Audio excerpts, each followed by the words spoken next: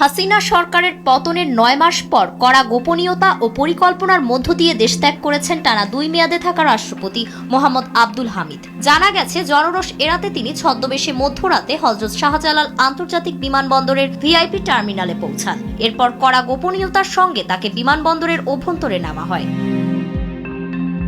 সে সময় তার পরনে ছিল লুঙ্গি, গেঞ্জি ও মুখে মাস্ক। রাত ১:১টায় তার ব্যক্তিগত গাড়িটি টার্মিনালে পৌঁছালে নিরাপত্তা কর্মীরা সেটি আটকে পরিচয় জানতে চান। চালক জানান গাড়িতে সাবেক রাষ্ট্রপতির পরিবার রয়েছেন। এরপর গাড়িটিকে অপেক্ষামান রাখা হয় এবং নিরাপত্তা সংস্থার সদস্যরা বিষয়টি যাচাই করতে ভেতরে যান।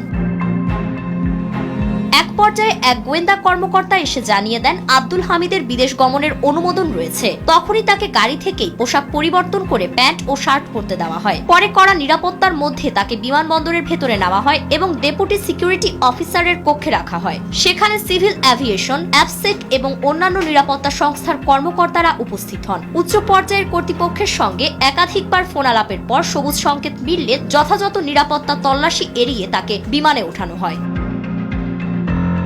জানা গেছে, থাই এয়ারওয়েজের TG340 ফ্লাইটকে ভিআইপি টার্মিনালের কাছাকাছি রাখা হয় এবং ১২ নম্বর আউটবেতে বিশেষ গাড়িতে করে আব্দুল হামিদকে নিয়ে যাওয়া হয়। তার কিছুক্ষণ পর সফরসঙ্গী ছেলে রিয়াদ আহমেদ এবং ডক্টর NM রাশাদ খান সাধারণ পাসপোর্টে বিমানে ওঠার অনুমতি পান।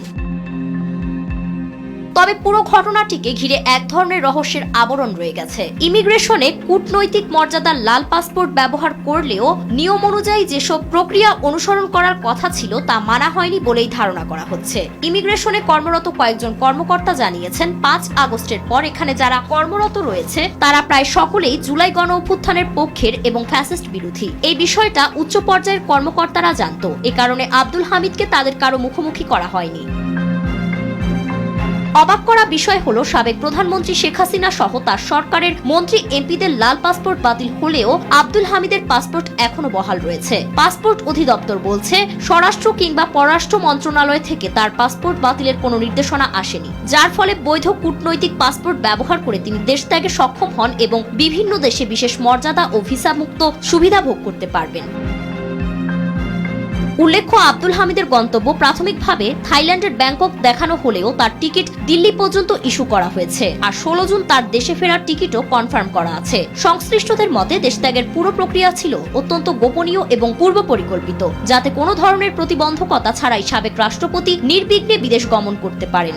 সব মিলিয়ে আব্দুল হামিদের হঠাৎ দেশত্যাগকে ঘিরে বিভিন্ন রকমের রহস্য ঘনীভূত হচ্ছে।